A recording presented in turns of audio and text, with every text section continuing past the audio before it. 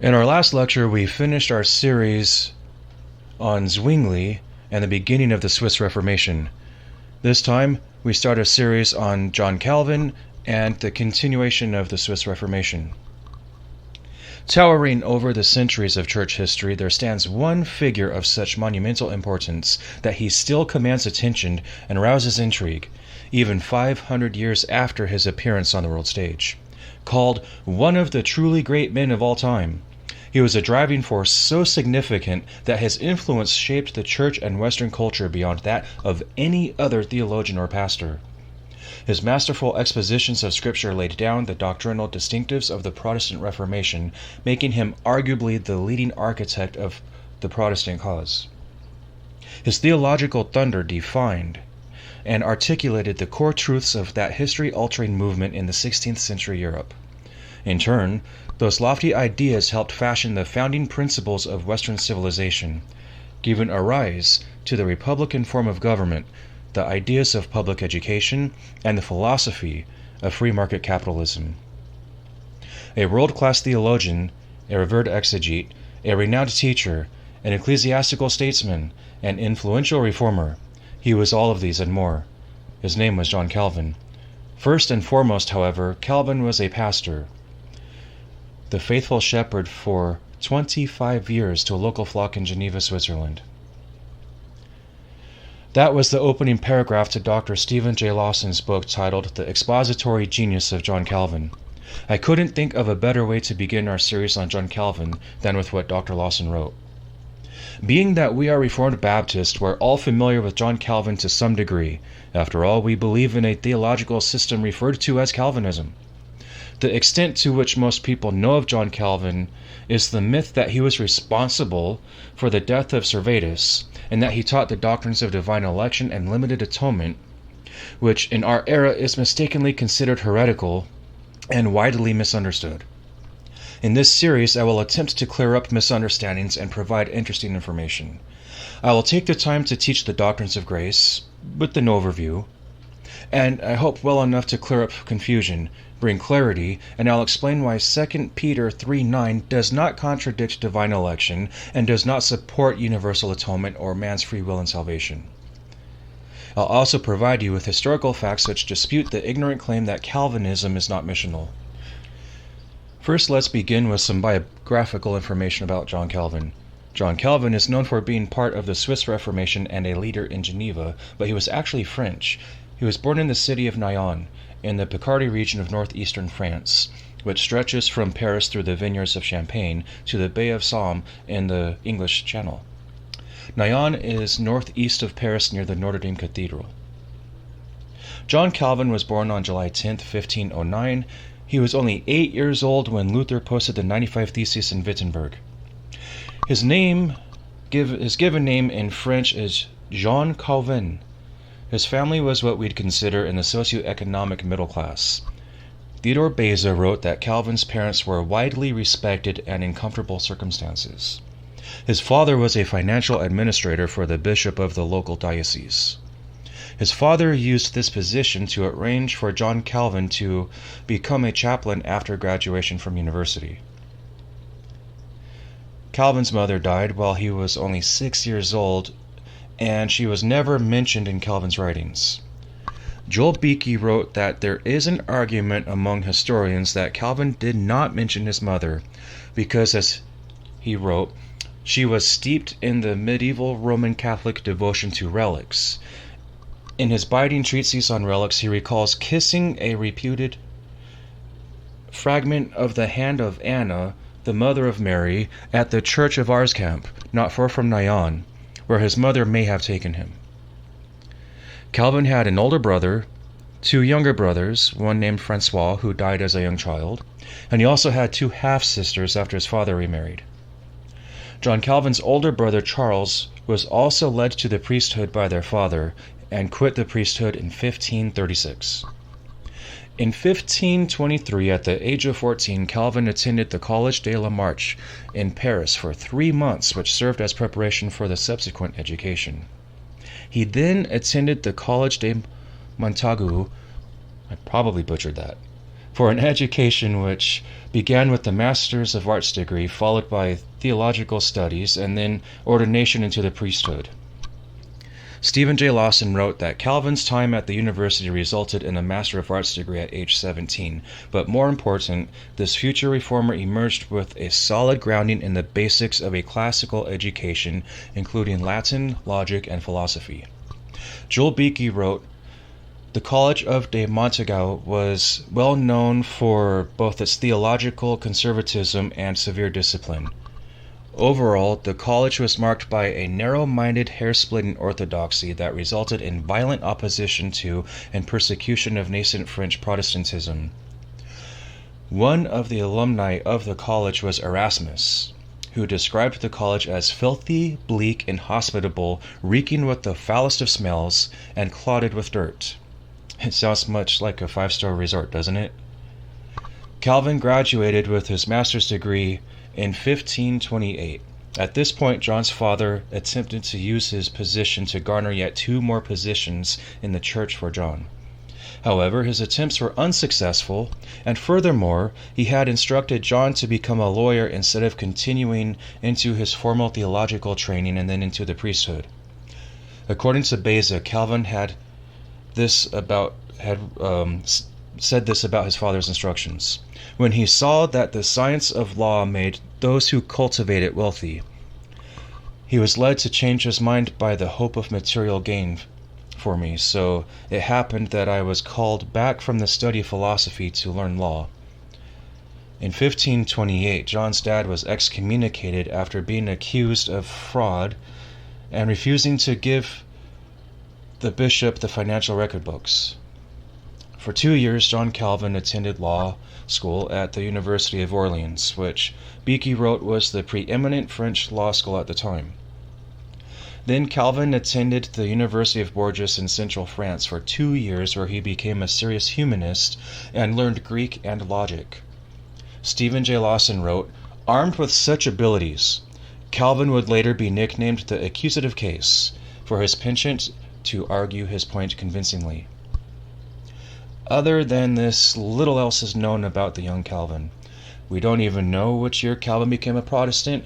We only know that it was somewhere between 1530 and 1532. In the year 1531, after his father died, Calvin took the opportunity to resume his education in his area of preference, which was literature. Calvin moved back to Paris and enrolled at Collège de France in Paris. After his time at the college in Paris, Calvin went back to Bourges to earn a doctorate. He also wrote his first book while he was earning his PhD, and it was actually his doctoral dissertation, a commentary on a work by ancient Roman philosopher Seneca, which translated into English was titled Concerning Mercy. The commentary was published in 1532.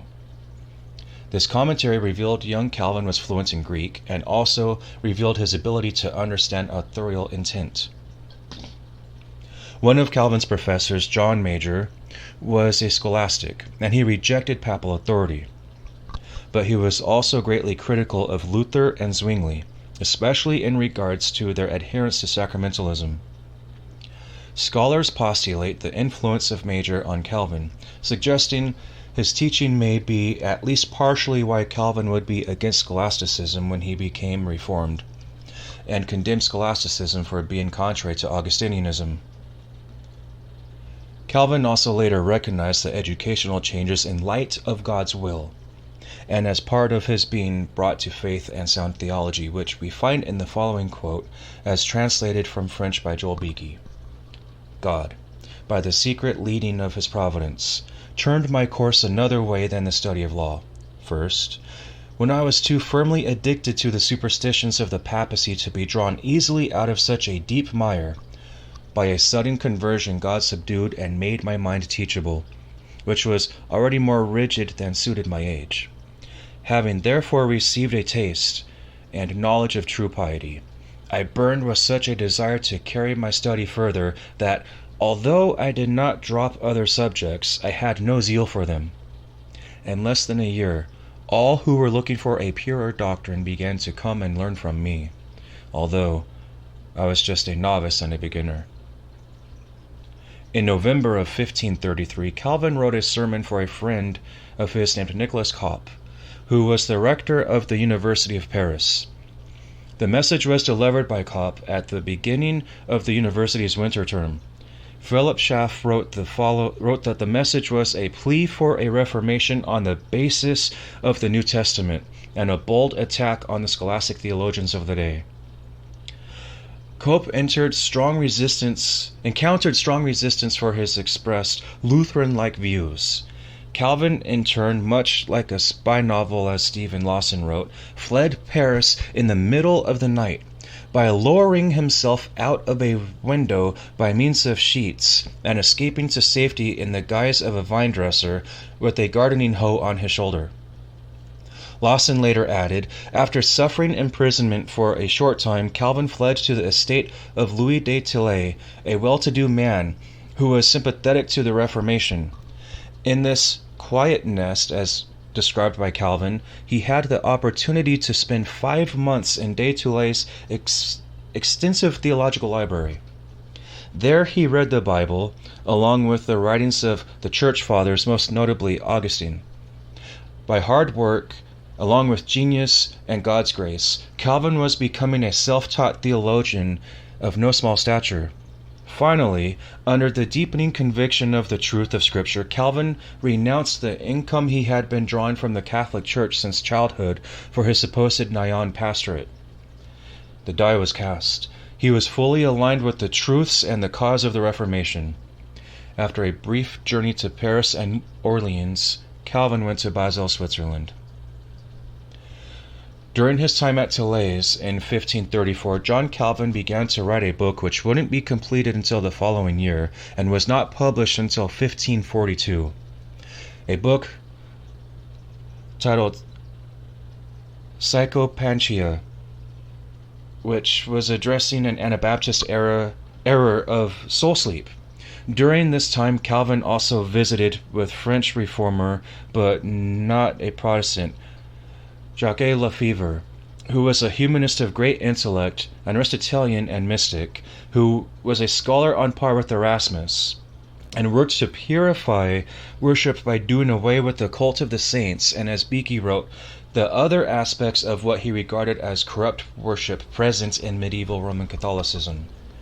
Calvin fled France in early November of 1534 because Protestants were being arrested and burned for being heretics. He then arrived in Basel, Switzerland sometime in January of 1535, where he met Farel and Verret. Both would soon go on to Geneva. He would later write about his friendship with these two men, calling their friendship a holy bond of friendship, and he also wrote, I think there has never been in ordinary life a circle of friends so heartily bound to each other as we have been in our ministry. With both of you, I discharge here, that is, Geneva, the office of pastor, and so far from there being any appearance of rivalry, I always seemed to be of one mind with you. Calvin resided in Basel until the following year, 1536, and it was during this time where he began to write his masterpiece, The Institutes of the Christian Religion. He then continued to occasionally work on the Institutes over the course of the following 3 decades, and then he presented the final published edition which we possess. The first edition was published in 1536. James White said that Calvin was such an eloquent author that the Institutes read as if they were written in our lifetime. Calvin taught the core doctrines of Christianity and Reformed theology with precision, arguably matched by few others. R.C. Sproul wrote that Calvin's commentaries on nearly the entire Bible remain a model of sound exegesis and practical theological application, benefiting the church even today.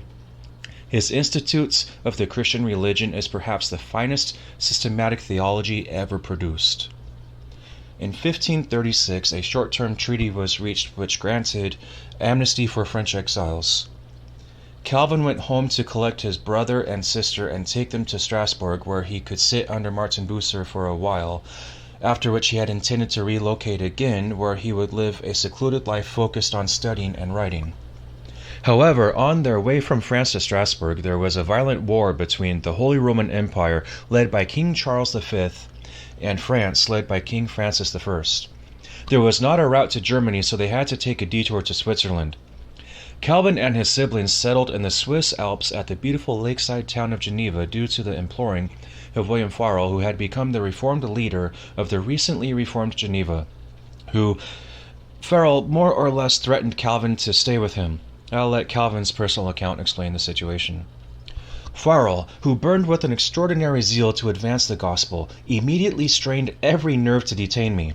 And after having learned that my heart was set upon devoting myself to private studies, for which I wished to keep myself free from other pursuits, and finding that he gained nothing by entreaties, he proceeded to utter an imprecation that God would curse my retirement and the tranquility of the studies which I sought, if I should withdraw and refuse to give assistance when the necessity was so urgent.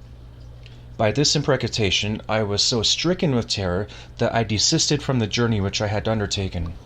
Lake Geneva may not be the largest lake in Europe, but under Calvin and his company of pastors, the city of Geneva served as the new epicenter of the Reformation, and quickly became what many referred to as the New Jerusalem, which I'll explain in future lessons. With the exception of a period of about 3.5 years, Calvin was a permanent resident of Geneva, though he did not become an official citizen of Geneva until sometime during the final decade of his life. Calvin was known as a friendly, kind, and tender-hearted man, and he was also known as being truly pastoral as anyone could be. Yet, Calvin was also a shy man who loved to study and write. In spite of these beautiful attributes, the partnership in Geneva didn't last long, and we will pick up from here next time.